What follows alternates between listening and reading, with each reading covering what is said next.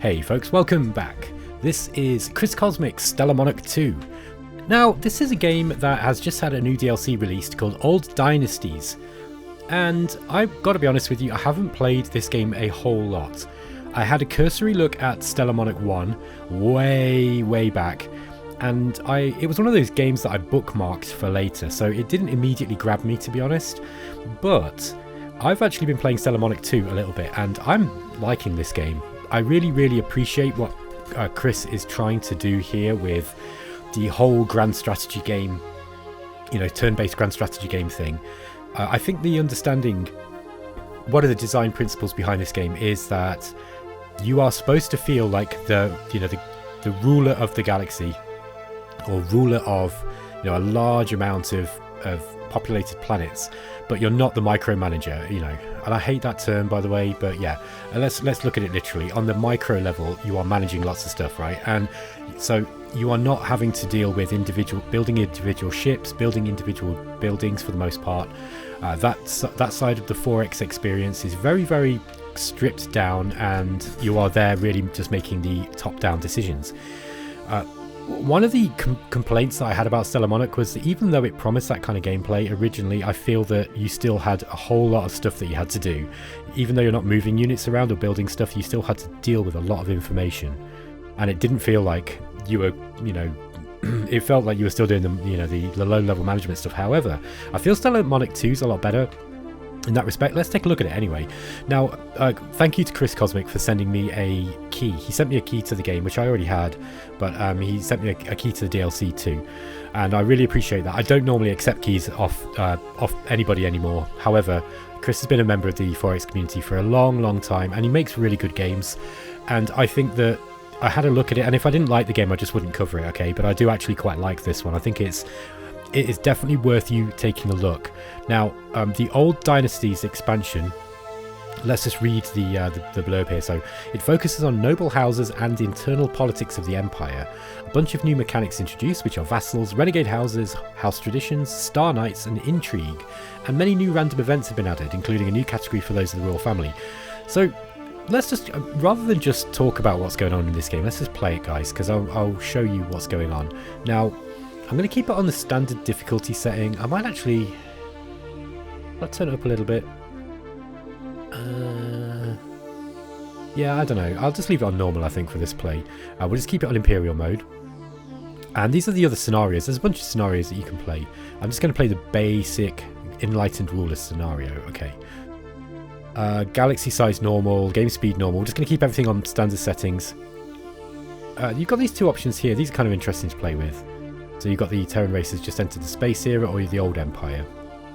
I'm just going to keep it on this one. Okay, so let's just go to create dynasty. And we're going to let's be the Royal House Celestio. Let's pick a colour. What colour should we go with today? Let's go with green. Okay. So we're going to be the Celestio. I won't change it. Maybe I will. The Royal House of Battle Mode. Yeah, there we go. And here's the Emperor. So we're going to be Benjamin Battle Mode. Emperor. He's middle-aged, which is kind of about true, I'd say. You can change the look of your character. It looks a little bit more like me. I'm glad that the crown is covering over the bald patch. And let's check perks. Now, you get some dynasty points to spend. These are, different. Some of them are better than others, as you can see. So, I would like to get... I think researchers is going to be good, because technology is kind of important in the game. Traders is going to give you a trade efficiency bonus, which is going to be helpful for... it's going to be helpful for making money, and you will need money in the game. Diplomats is going to be dead useful too. That leaves us with 4 points. What else do I want? Tax efficiency bonus could be nice. Propagandists. All imperial officials start with +2 loyalty. That's going to really help. Or we can start with sociologists, which is all sociology technology between level 1 to 3 research. That's a big bonus. I think we're going to go with that. Okay, let's start the new dynasty. So, this is kind of like a bit of a reverse 4X game in the sense that, look, this is a galaxy that you get to play in. And you start out with quite a large territory already. Now, here is one of the issues with this game, I think. If you come at this from the mindset of a classic 4X game, you're going to be you're going to go through all your planets, and you're going to go, wow, okay, what this one? This one's got this amount of cities, bonuses. This is a governor, blah blah blah blah. And you're going to go through all of them, and then within about 30 seconds, you're going to get completely lost. Don't do this. Okay, that's my opinion anyway. I mean, maybe everyone's got a different way of playing. I highly advise you don't look at the detail in this game until you need to. The reason is because you're going to get analysis paralysis really damn fast. The point of this game is to make top-level decisions, not to be fussing over numbers. Now, yes, there will be times when, as you go through the game, like on a hard difficulty setting, I'm pretty sure you're going to need to be much more careful about really min-maxing everything. But on this difficulty setting, you really do not need to. Okay, so we're going to play through it on on this basic difficulty setting, just so you can get an overview of the game. You're going to be playing for about 500 turns, I think, which sounds like a lot, but when you see how quickly the turns go by, you're not going to be too upset. Now, the game, most of the top level decisions made in the game are made around what's called the audience. Now, this is where people from your empire will come to see you to ask you questions and to offer you things. And this is where you're going to be making most of your decisions. You're going to have a bunch of emperor focus points which you can use you can spend these on certain actions. You've got administrative points which are spent as well. These are generated by your empire. And they are, that represents the bureaucracy basically of your empire and the stuff that you can get done. You've got heraldic bureau. This one enables you to grant titles to people. So there's got a bit of a Crusader Kings vibe to it, a little bit, in that sense that you're trying to play different houses off against one another. We've got legislation points here as well, which you can use to pass certain laws, which can give yourself more power eventually. If you think Crusader Kings, that will help you. Here's the Empire. So this is the court. Now this is the members of court that we've got. Okay, so these guys are all going to be loyal to one of the great houses, generally speaking. Maybe one of the minor houses. Now you can see the great houses here. Sorry, the noble houses here. Look. So we are the Royal House of Battle Mode. I'm going to explain this really quickly so we can play quick. But basically, this is our house, and you've got the houses have got two main statistics you want to be looking at. One is authority, that's how much power they've got, and the other one is how much they support the monarchy. Now you've got to be a little bit careful if they don't support the monarchy so heavily. Like, for example, we've got a union relations with these guys here, but they've got a low monarchy score. The reason why monarchy is important is because we've got this timer basically in the game. It's not a timer necessarily, well, it kind of is, but you've got this rebel thing, okay, and rebellions are game ending. Okay, we need to talk about the victory conditions of the game, which we will do in a second, but basically if there's a rebellion and you can't fight it off, then you're going to lose the game.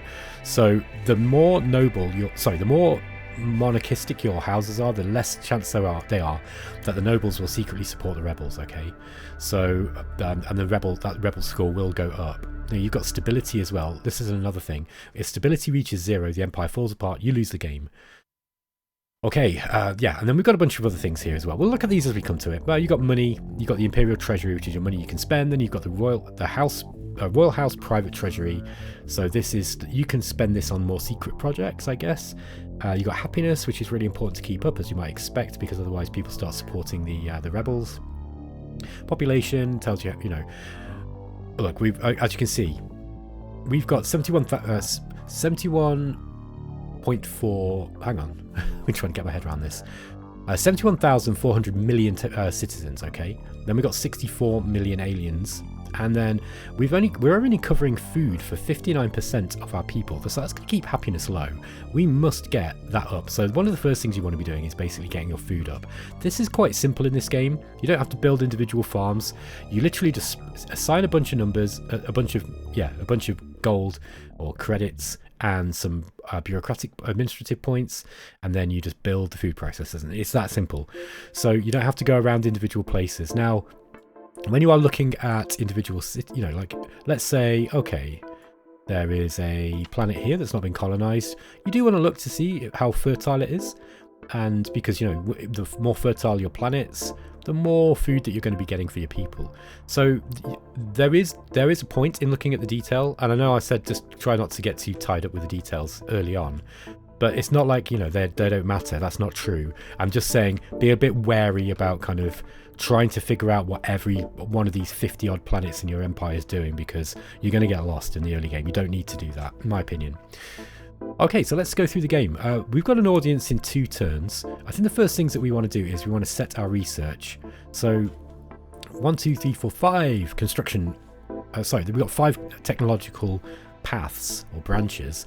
Now you'll see that sociology, we've actually researched all of these in the first 3 tiers, which is a huge bonus. So let's see what we want to go through next.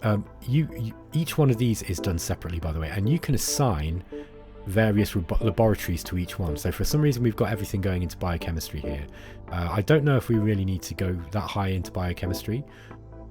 No, I think we want to be going for... One's food. I think it might be biochemistry. It might make sense for it to be. Yeah, food conservation. So we want to get this one done quickly. Laser absorbing surfaces is going to help us in battle. Combat drugs is going to be ground combat bonus. Research points. Let's go for brain enhancers here. Okay, so we're going to grab that first. Okay, next we're going to want... There's going to be 11 turns. For electronics. Base cities output plus 10. That is going to be for... Oh, hang on. Let me just remind myself of what that resource is. Economy. Okay, so it's going to increase our economy. That's going to be useful because we can tax them more. Okay. So let's go for that one, I think. Or we can get better ships. Ships are really important as well. But I like the economy. Let's just stick with our basic ships for now. Energy theory we have to take as our first tech here before we can get any further down. So let's go with that one. I might actually... Let's just put a little bit more into construction. I remember this one being important. Command ships, heavy command hulls and ship modernization. Thrusters for fighters. Now, at the start of the game, you're not really going to know what much of this stuff's doing, so don't get too hung up on it, I'd say. Food storage is going to be really useful. That could be good as well, but we're not facing any rebellions yet, so I think we're going to go for food storage. It's going to take us a while to get into. Now, you see, like, you might be thinking, God, 41 turns for a, you know, for a thing. When you see how fast the turns go by, you're going to be a little bit less dismayed, I think. Let's get... Yeah, that's a little bit better. Let's try and balance these out a little bit more. Okay. So, what are we doing next? What are we actually doing in this game? Yeah, so, like I say, we're waiting for the audience. We've got a couple of turns for that to go through. Now, you want to be looking at the people in your government and seeing what they're like. Now, we've got a crisis of competence, unfortunately. Everybody in my... Look at these, man. We've got really poor people. Now, these are going to be granting these are going to be causing problems, okay? So, for example, we've got the... let me see. What's this guy? He's the Department of War, yeah. So he's got a poor war score. So basically, yeah, we want to be moving some of these more competent people up. But I've got a really bad roll. I've never ever seen this game give me such bad. Usually you've got, like, you know, 20s, 30s in here. But look, these are all... We've got a bunch of stinkers. So we've got to try and find the best people to get into the job. Now, loyalty's not bad though. At least they're loyal to me. And their charisma helps as well. Now this guy, yeah, this... I'll just go back to the ministries. So these are your main ministers, right? You've got your treasury minister who's going to be helping you with your economy. War minister is kind of like fairly self-explanatory. Internal affairs, which one's that again? Determines how well the ministry is run, but there are many other factors that can help or hit the minister. Oh, sorry. Expansion of the ministry, budget, empire size. Okay. I forget what this one does now, to be honest. Foreign affairs is pretty simple, and then we've got, that's going to be diplomacy. Minister of Justice is going to help us with being able to change laws. And then we've got this guy who this doesn't do anything. This is just where if you want to make one of the houses happy, you can give them this position. It's just a useless protocol minister, but it's just a way of, like, you know, making them happy. The other thing we want to look at before we start is like where all the houses are in relation to us. So, okay, these guys are cordial. These guys are hostile. They're hostile. Well, their opinion is really low. These guys are in union, but they've got low monarchism. But they like us. These guys don't like us. Have any of them got any grudges? Yeah, this group, these guys are cordial, but they've got a grudge. Cordial will set the cap of what your relations can be at. We can buy the grudges back. You can kind of pay them off for their grudges. This means that you've done something to upset them in the past, basically. All of the characters, I think, will be, or most of the characters will be affiliated with one of these great houses, right? So when you start shifting people around in your government, so we go to the court again. So we, you know, for example, if we want somebody, let's say we need to get rid of this guy because he's just not competent in war, and that's a real problem for us. Well, that's going to cause a bit of a problem for House Armistar, because, you know, they're going to be a bit upset that they've no longer got a minister in the cabinet. So really, what we want to be doing is we want to try and find. Is there another one from Armistar that's a little bit more competent? Well, this guy, look, or this woman, Sybil Scott, should be better. We've also. Yeah, this guy's really competent, but he's terrible loyalty. And you want to be careful having the guy who's controlling your military who's not very loyal. He's very competent, though. What we can do is we can actually get these guys. This is a ranking system, by the way, okay? And the court, we can see that they've got an influences rank and position. And what we can do is we can give them favour in order to raise their rankings, okay? So we want to be doing that. Now, this character looks like quite a competent person. We've also got James Mitchell. This is House Gerson. Yeah, I don't want Armistar, because Armistar are friends with us. Let's have a look at this. Yeah, Armistar are friendly. We want to keep those guys on side. Again, they're low monarchy, though. This is an interesting. I've really rolled an interesting game on this one. Okay, so I think, right, okay, Winthard, they're hostile with us, and yeah, we're not going to be giving them much. It will take a long time to get them on our side. It would be good to stop them from being too hostile because they're going to support rebels, okay? So we want to try to raise their attention, raise their relations, but really we want to be focusing on just a couple of the houses and putting them into power, and then the ones that aren't so happy with us, we just kind of forget about them. So here, for example, Winthard and Delford, I think we're just going to keep those guys, you know, we're not worried about those. We'll just let those fall by and just try to keep them ticking along.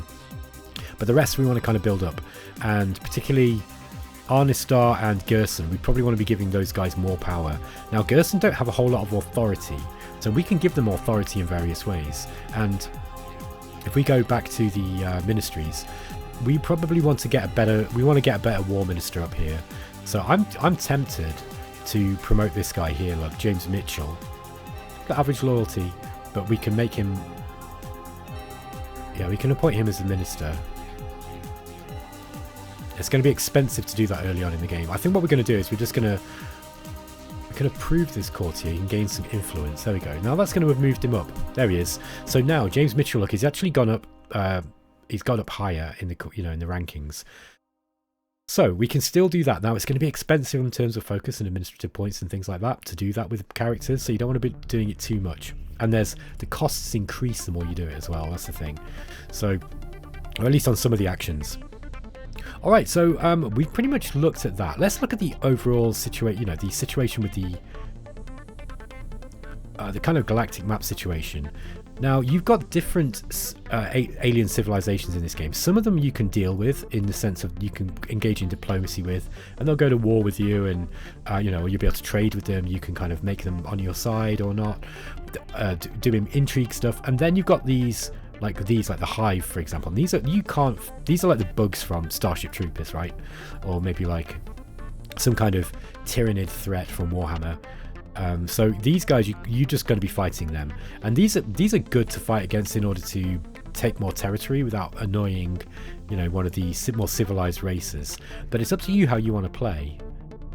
Okay, let's see what else we've got. Let's go to the alien races and see what we've got in our game. Okay, this is us, the Empire. We've got the Shah monarchy. Let's just see where they are. Let's find their home world. Okay. The bug-like Shah monarchy is ruled by a queen. Therefore, there is some sympathy between the monarchy and the Empire due to government similarity. Humanoids, partially bugs, partially hive. Queen is a monarch, but also nobles. Right, so these guys we can set our relations with them here. So we can say we want a trade alliance, more like, more than a military alliance, cultural unification, or you can have a peaceful coexistence, or you can set them to be ignored by our diplomats, or you can start making war preparations, which means that it's going to start antagonizing them basically, so you can go to war with them. It's really simple in the way that it works, but it's super quick, which is what I like. We've got slugs down here. These are one of the alien races that you can't deal with. There's nothing you can do with them except wipe them out, and they're quite annoying, so you do want to kill them as quickly as possible. Fortunately, we don't seem to have them on our immediate borders. We've actually got the Shah monarchy in between us. We're kind of penned in this game as well. In the other game that I played, I had the slugs on this side, and I was able to expand right into their space, take a load of territory and a whole load of victory points. Speaking of which, before we end the turn, let's take a look at how the victory points work in this game. So, where is it? Oh, it's this one here. It's in F8. Tasks and goals. So the victory conditions are to fulfill 15 glorious achievements. Okay, and then you can crown yourself the ruler of the galaxy. This option will appear once you've fulfilled the required number of glorious achievements. And then there's some defeat conditions as well. So yeah, if you get a rebellion and you lose the imperial capital, or you lose it to an invasion, you're going to lose the game. Also, stability falls below 0. Okay, so I thought that the rebellion, I thought that was a clock as well. I don't think it is. I think what happens is you probably lose stability. Yeah, I think you're going to lose stability from the rebels. Yeah, I need to remember how that works, but there actually, just so you guys know, if you're interested in playing this game, there is a... Where are we? I forget where this is now. How to play. There's a how to play section, then it tells you what it all does. So let's have a look at Rebellion. Not everyone is happy with the rule of the Emperor. Some misguided citizens, led by disloyal noble houses, can start a rebellion. This is a constant threat, represented by rebel points. When a certain threshold of rebel points is reached, a rebellion will start. While rebellion itself will not endanger you directly, it needs to be crushed swiftly, since a prolonged rebellion will cause stability to drop and eventually collapse the Empire from within. Okay, so then it's going to tell you how all this stuff works. Okay, we're going to end the turn, so there's not much we need to do here. I think we've got... These planets are yeah, we can get an outpost here. So look, this looks like there's a little bit of space. Let's set these planets as an exploration priority. So you just click that, and it means that your explorers will go and explore that. You don't have to build any of those ships. Let's claim this planet here. I'm going to claim this one as well. This one's actually nice, it's fertile. This is barren, but it's got ancient ruins on, so we want to claim that one too. This has got ore on as well, so let's claim these 3, and we're going to encourage colonization. Let's encourage colonization of Thorax here. Good name. And this one too. And then we'll get this one later. I'm not worried about the ruins quite so much yet. Are there any other planets that look like we can grab them? Okay, outpost construction impossible. Yeah, let's claim this planet here too.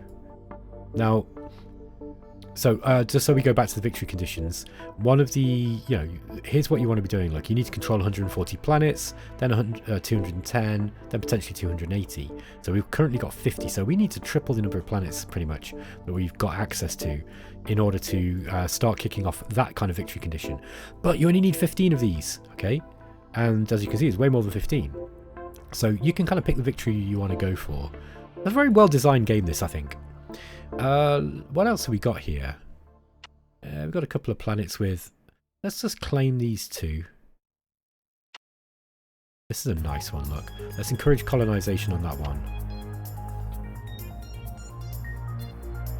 Now, you've got to be a bit careful. I think, if I remember right, claiming planets can cause you friction. Oh, we want to claim this one. This is near the hive. We're going to be fighting those guys anyway.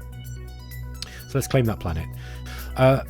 The Hive are dangerous. They are I think they're the only aliens that we're bordering, by the looks of it, that we can't do any diplomacy with. So we want to be pushing them back. Now, each of the houses controls a military, and basically the fleets are controlled by an admiral who belong to one of the houses, generally speaking. And some of them are better than others. So we've got a kind of crappy war minister, but it looks like we've got some decent fleets. As you can see, each of these fleets is assigned to a sector of operations. So this is just Terra itself, but the rest, they'll be on the borders of your empire, okay? It's a really clever way of looking at military stuff, I think. It's really simplistic, but it's really clever. Because what it means now is, so anyone who's assigned to the southeast quadrant will be the main house that is dealing with, or the main fleet that's going to be dealing with these guys. As you can see, we've got Fleet 3, the Space Knights, and Fleet 5, the Space Lancers. They're the fleets that are going to be dealing with this particular front of the war, because we're always going to be at war with these guys. So what we're going to do, I think, let's go to intelligence with the Hive.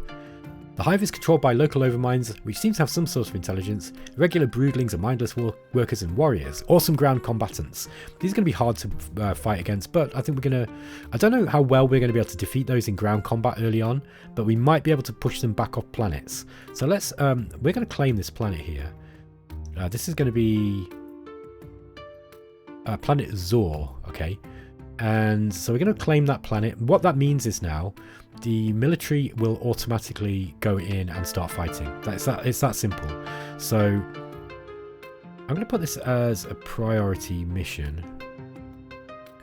Yeah, let's put this as a high priority. Now, there's a couple of other things to consider.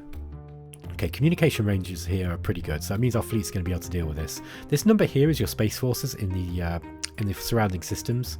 But what will happen is the commander of these, or the two commanders of these fleets, will start to look at what they've got available and what they can send to this fleet. To this system in order to conduct an invasion. Now, invasion, it sounds like it's going to be really difficult here. What do we got here? Oh, we can build a communication tower. We don't want that yet. There's also star bases that you can build, which will give you combat bonuses. It might be wise to get a star base up around here. Yeah, we can't afford it yet. Yeah, we need more treasury, but getting a star base to defend these guys at Zor. In fact, I'm changing my mind. I'm not actually going to claim this one yet. I think we're just going to leave those guys for a bit. I'm going to leave the diplomacy with everyone else as it is, and we're going to end the turn. Now, you'll go through the gameplay looking at these reports and just working through the reports every turn. You're the newly crowned Emperor of the Terran race and the head of the Battle Mode House. Representatives of all noble houses pledge the traditional oath of loyalty which they should follow, at least for now. The courtiers, admiralation and planetary governors pledge their loyalty as well, although their true loyalty might be with the houses they support. Their true loyalty. Okay, let's end the turn. There we go, super fast. Now, so we've explored CMOS. This is at the start of turn 2. Let's just go to there, press hotkey. Alright. Oh, there's an alien. There's an alien here. That's interesting. And we've got a diplomat dealing with them. Let's go to the diplomacy. Oh, this is a minor race. Minor races have limited ambition and smaller territory, frequently aggressive and politically unstable. Alright. I mean, they got 9 planets. Let's just ignore them. We don't care about peace with those. I think they might be a good option for us to invade as well, because we do need to be taking territory. The Marduk here, of course, they're a little bit more difficult to defeat because they are. Oh, they're a minor race as well. Ah, I thought they were a larger one. Okay, let's go back to the diplomacy and just see which are the large races. Oh, these are the majors. Okay, so we've got the Sheer Monarchy, the Thale or Thale Republic. These are the traders, I think. Yeah, the Thale Republic, an example of a corrupted government with politicians eager to sell the Republic for their personal gain.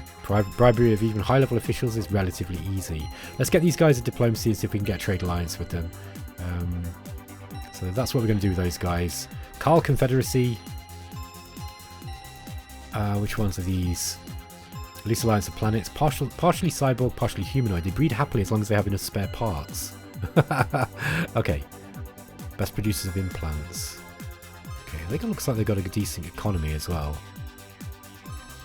Really good economy. Let's get those guys on a trade line, see if they'll do it. Now, you'll see that we've got a treaty negotiation progress, and this takes a while to fill up, depending on the quality of the plat you've got. Okay, so we had 2 exploration messages. Oh, we've explored this one here. This is a Marduk civilization. We don't want to be claiming that. We don't want to be going to war with anyone yet. And we're going to go to the next turn. Okay, so it's now the audience turn. Let's go through the audience, and then I think I'll end the episode, because wow, it's taken longer to actually do than I was anticipating. But this is, yeah, I think really what this game requires, by the way, for you to get into it, is for just to understand what's going on in it. I think it's really easy to become overwhelmed by the information and get analysis paralysis in Stellar Monarch, but actually watching somebody play it, I think, is the best way to get into it, because you'll see that it's really not that overwhelming. Invention of a mysterious substance. An independent scientist, totally mad I must add, has invented in a secret laboratory a substance with mysterious properties. We were unable to produce more of the substance or decipher the notes of the inventor, who, as I mentioned already, is mad and can't be reasoned with. Now we ended up with a small quantity of the substance and a dilemma how to use it. Okay, so this is basically a simple choice. 300 biochemistry, or we can gain some money. Now the money's really useful. I actually want the biochemistry, so let's get that.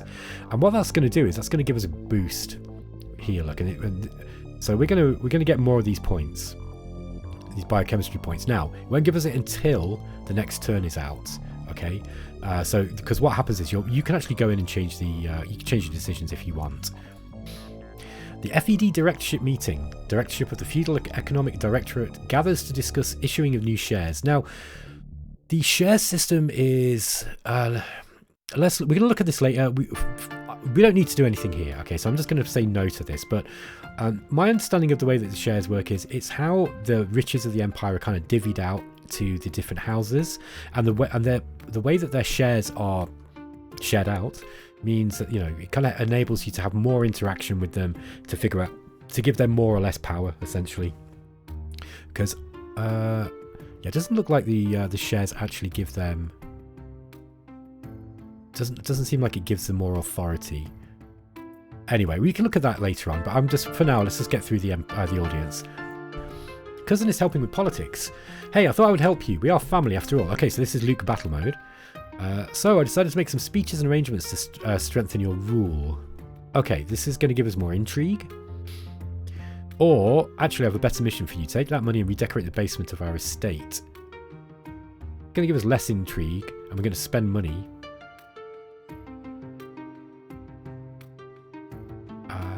Hang on. Oh, so we're going to get money, I think. No, that's going to cost us. And why are we getting less intrigue and we're paying for it? Or, please, I beg you, do not help me anymore. This person, 50% chance for monarchism -1. Intrigue plus 40. Intrigue reaches the threshold, it levels up and a bad event triggers. And then it starts accumulating. Right, I see. So, yeah, we can actually pay for this guy to not give us a bad event. That's a lot of money, though. I am just gonna, yeah, this is bad. Because he's annoying. I think what we're going to do is let's just get the intrigue. Adventurer, famous explorer visiting. I am Joe Luke Picard, a famous explorer of all kinds of star systems. Look at this dude. Patrick Stewart, good lord. It's like looking in the mirror. I plan a new venture, but the bureaucrats in my imperial court deny me funding. Can your majesty let me discover a new frontier? Earn 3 extra exploration attempts for the next 4 turns, and we get 30% in a random field, but we've got to spend 500. We're only getting 2,500 a turn. The Imperial Treasury is open to you, nothing will be denied. Okay, we can spend all our treasury and get a whole bunch of exploration attempts for the next 6 turns. I don't think that's worth it. Let's just spend a little bit of money on that, though, because exploring is going to be good. Foreign Affairs Minister, Ambassador's long tongue. Due to a long tongue of one of our ambassadors, we are forced to make it clear that what we think about other human races. Okay. Aliens are equal to us. Now this is going to make us lose stability and gain rebel points.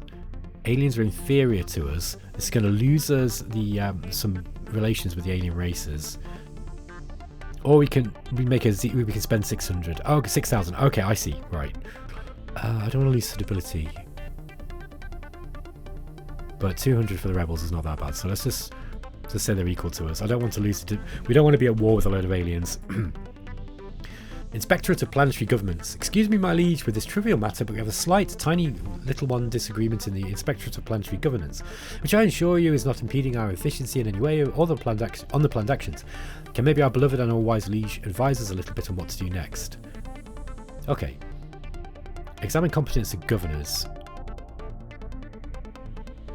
Okay. We could just gain money. We can gain money, or we can, you know, get a competence audit. That sounds good to me. That's the one we've already done, sorry. Grand politics. Alliance with the royal house.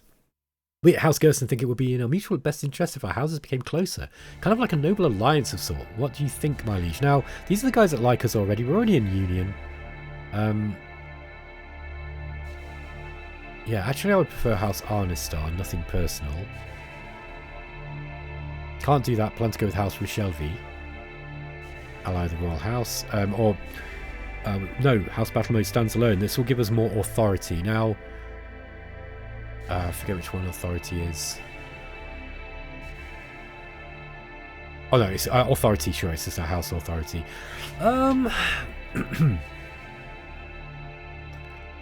I think that these guys are happy enough with us as they are. Arnistar might be a better one to butter up, look, because they're friendly. Got kind of low monarchy though, monarchism. It would be good to give these more authority though, I think. Yeah, alright, let's do that. Okay, we've got a minor house, David Nestro.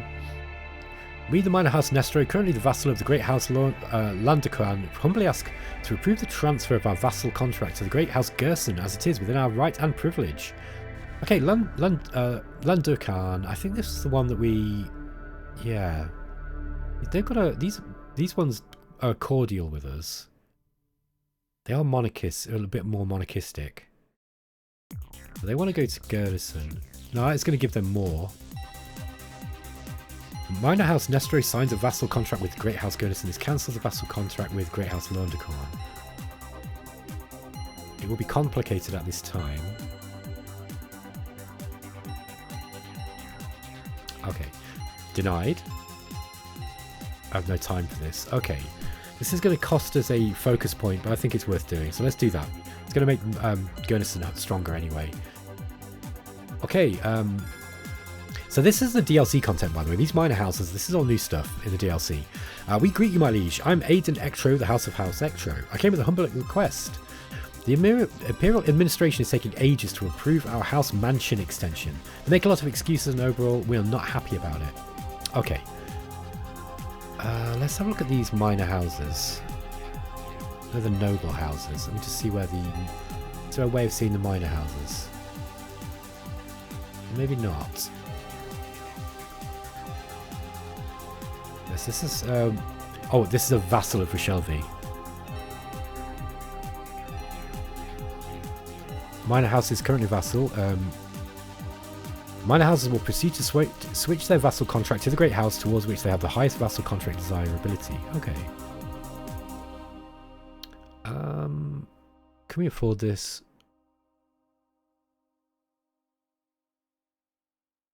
Towards great house battle mode, change by 30%. Okay, so we can try and get these guys more into our... Yeah, try and push them towards us. That's going to be a lot of focus points, but this might be good. So let's do that. Let's see if we can get these guys on our side. Okay. This is from David Arnistar. There's a terrible accident. A yacht full of noble-born collided with a passenger liner, resulting in the incineration of all the passengers on board. Okay. So this is asking us to make a trade, basically. Are we going to support them? You know, are we going to make the nobles happy? Or are we going to make the others happy? Yeah, people are angry, very angry. Representatives of two houses were present at the time, and the investigation who was the one to make the decision is inconclusive. Therefore, at least one of the houses should be held responsible. Okay, so Delford, we can reduce their authority. We've also got Arnistar. Yeah, these guys are friendly with us.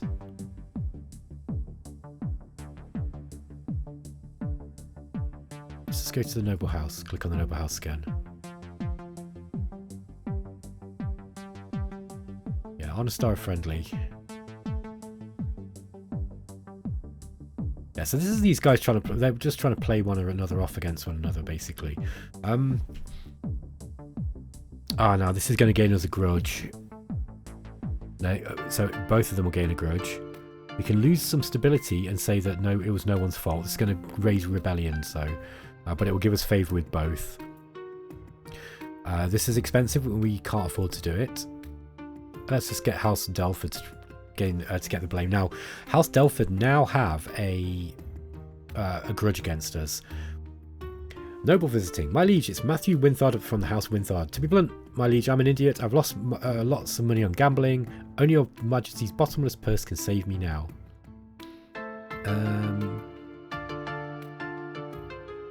Okay, you can give us you can give him a bunch of money, and yeah, it's got a more chance to increase his monarchism score. Now, these guys I don't think we're that worried about, are we? The monarchism, yeah, these are rivals. These are our rivals. We don't want to be helping them. So I'm going to say no there. Okay, and then we've got the Spy Master. Okay, so Spy Master reporting. We found an interesting trace of some secrets of House Winthard. Ooh, juicy. With additional funds, we can pursue this trail. This is kind of worth doing, I'd say. Proceed but do it secretly. I'd rather spend our private treasury on this. We're going to get a secret. And investigate it fully. Yeah, I'm just going to go for one. Okay. And ship design. So, by the way, you can do your own ship design in this game. It's not, it's pretty simplistic, and it's designed to be that way. It's not, for those of you who don't really like ship design in games, and I know there's a few of you, this is going to be a great 4X game for you, because you have some control over it, but you don't really, you don't really go into it in a massive amount of detail. I think I've just automated this because I'm not that bothered about it in this game.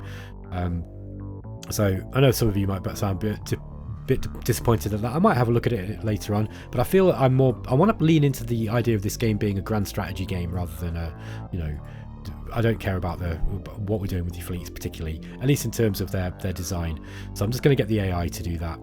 But yeah, where are we? Oh yeah, back to the ship design. So it's telling us that there's a new ship design enters production. Now you want to be making ship designs every audience or so apparently. So we'll look at that. And we've got a couple of planets that we've explored here as well. So we've got Yenthu here. It's controlled by the Talsetians, and then we've got explored Undos, controlled by the Marduk. Alright guys, I'm going to end the episode here because I don't want it to go on too long. This is kind of interesting. I don't know whether I'm going to play this through as a full series, but I do like this game. I think it's really interesting, and yeah, now I've explained how the game works, I'll probably be able to play a few episodes and just play it kind of quickly, and then you can get a feel for what you think of this game.